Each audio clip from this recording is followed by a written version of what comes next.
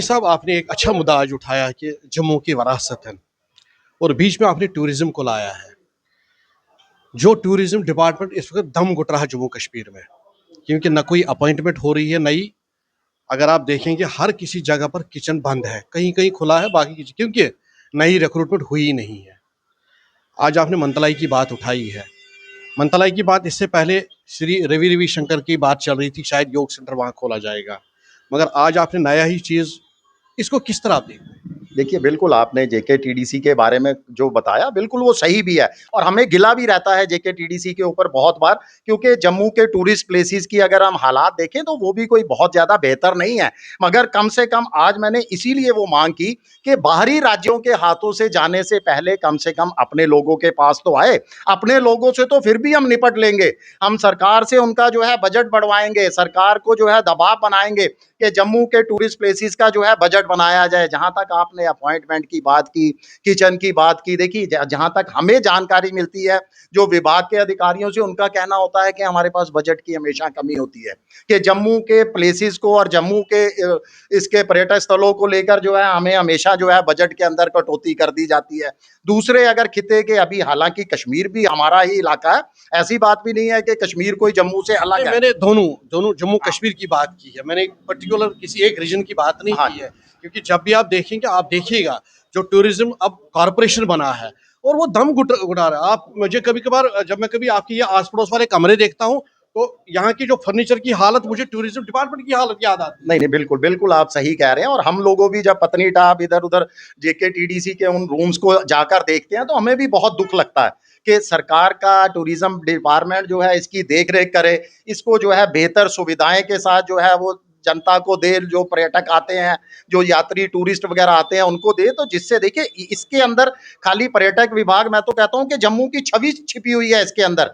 जम्मू कश्मीर का नाम जो है वो रोशन होता है अगर ये बेहतर सुविधाएँ देंगे। और आपका बहुत बढ़िया मुद्दा है, बिल्कुल हम इसको विभाग के समक्ष भी उठाएंगे और पूरी हमारी भी जो है कोशिश रहेगी कि विभाग जो है वो बेहतर से बेहतर यहाँ आने वाले पर्यटकों को सुविधाएं दे, ताकि विभाग का नाम भी ज्यादा हो, जम्मू कश्मीर का नाम ज्यादा हो और जो पर्यटक, जो टूरिस्ट यहाँ पर आए, वो एक बेहतर छवि और बेहतर सुविधाओं के साथ वापस जाए, ताकि उसको जो है दोबारा यहाँ आने की तरफ भी जो है मन करे। है। जम्मू में बहुत सारे ऐसे टूरिस्ट स्थल है, खासकर रिलीजियस के हिसाब से, उनको क्यों नहीं ऐसे लाया तो है, मगर उतना बढ़ावा क्यों नहीं मिल रहा? वजह क्या है? देखिए, ये हमें जो है बड़ी देर से ये चुभन है, आज से नहीं, जब से जम्मू कश्मीर जो है भारत आप का हिस्सा उधमपुर बना है। जाइए, आप कुथवा जाइए, आप अखनूर जाइए, आप रियासी जाइएगा, ऐसे ऐसे ऐसे स्थल है देखने के काबिल है। क्यों नहीं बढ़ाया दिया जाए? क्यों गुलमर्ग और क्यों पत्नीटॉप को टॉप पर रखा जाता है? वजह क्या है? देखिए, बहुत बहुत बहुत बड़ा सवाल है ये, और ये सवाल आज का नहीं, ये सवाल हम पिछले 75 सालों से जो डिस्क्रिमिनेशन डिस्क्रिमिनेशन जो हम भेदभाव का मुद्दा लगातार उठा रहे हैं, हम इसीलिए उठा रहे हैं कि जम्मू के टूरिस्ट प्लेसेस की तरफ क्यों नहीं ध्यान दिया जा रहा। हमारे जम्मू के अंदर भी अपार संभावनाएं हैं। हम मानते हैं हमारे पास कश्मीर की तरह की वादियां नहीं है, हम मानते हैं हमारे पास जो है कश्मीर की तरह का मौसम नहीं है, मगर जम्मू खिते के अंदर भी, जम्मू संभाग में भी भद्रवाह, किश्तवाड़ ऐसे हैं जिसको हम मिनी कश्मीर कहते हैं, उसको भी मिनी स्विट्जरलैंड कहा जाता है। मगर जरूरत क्या है कि टूरिज्म डिपार्टमेंट और खास करके सरकार, देखिए टूरिज्म डिपार्टमेंट सरकार के ऊपर निर्भर है। अगर सरकार के पास पैसा होगा, सरकार जो है टूरिस्ट विभाग को बजट देगी जो है, तब हमारे जम्मू की भी जो है काया पलटेगी और यहाँ के टूरिस्ट प्लेसेस भी जो है वो देखने लायक बनेंगे। हमने लगातार जो है, पीछे अभी विधानसभा का सत्र चल रहा है,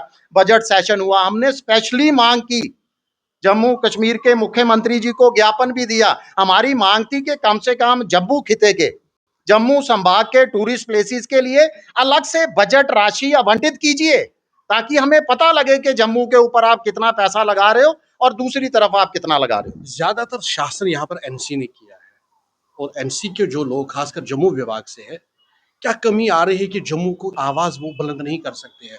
मैं उन 29 एमएलए की भी बात करता हूँ। क्या वजह क्या है, इसमें क्या कारण हो सकता है? आप पॉलिटिकल दृष्टिकोण से मुझे बताइए। देखिए, सबसे बड़ी कमी मैं तो कहूँगा कि अगर जम्मू संभाग से है, तो वो बहुत लंबी डिबेट है, क्योंकि हमारे पास राजनीतिक अधिकार ही बहुत कम है।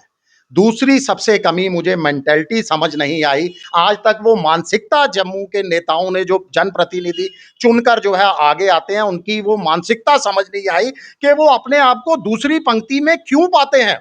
क्यों नहीं वो पहली पंक्ति में खड़े होते? पहली पंक्ति का मेरा मतलब ये है कि हमारे देखिए जम्मू खिते की अगर बात करें तो लगातार पिछले कुछ वर्ष, अब तो कई बार 3-4 बार ऐसा हो चुका है, हमें उप मुख्यमंत्री मिला है जम्मू संभाग से, मगर एक भी उप मुख्यमंत्री ने जो है अभी तक जम्मू की आवाज बुलंद नहीं की। नहीं, मुख्यमंत्री तो मिला। अगर आप उसका भाषण सुनेंगे वो तो दो बार बोलता है। एक बार बोलता है चीफ मिनिस्टर, दूसरा बोलता है उमर अब्दुल्ला। अगर उसका भाषण देखो तो उस भाषण में कम से कम 25 बार वो सुने, 2 बार बोलेगा हमारे सीएम साहब और उमर अब्दुल्ला साहब।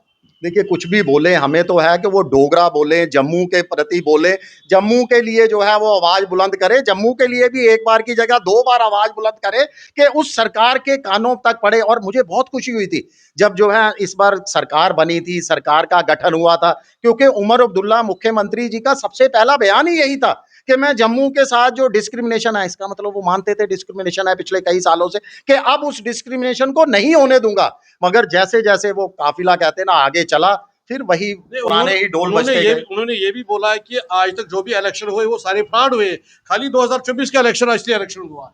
देखिए वो तो अब वो खुद ही बताएंगे कि इतनी बार जो एनसी की सरकार रही, इसका मतलब वो बोगस वोटों से ही जो है वो जीतती रही। और मुझे आज भी याद है वो जम्मू में जब आए थे, जब यहाँ दरबार मूव हुआ था, जब वो हमारे रघुनाथ बाजार से निकले थे, लोगों ने बहुत उत्साह के साथ उनका जो है वो स्वागत किया था। इसीलिए स्वागत किया था कि लोगों को एक उम्मीद थी कि जो इन्होंने कहा उस पर जो है वो अड़े रहेंगे, उसको जो है वो पूरा करेंगे। मगर हमारी जम्मू के लोगों की शायद बदकिस्मती है, हमारा दुर्भाग्य है कि जब जब जो है हमने जम्मू के लोगों ने जिस पर भी विश्वास किया, जिसको जो है अपना वोट दिया, उसी ने हमारे साथ जो है विश्वासघात किया। धन्यवाद सानी साहब। ये मनीष सानी जी, कुछ प्रश्न थे हमने पूछे हैं, जवाब आपके सामने है, जरूर कमेंट बताइएगा। नमस्कार।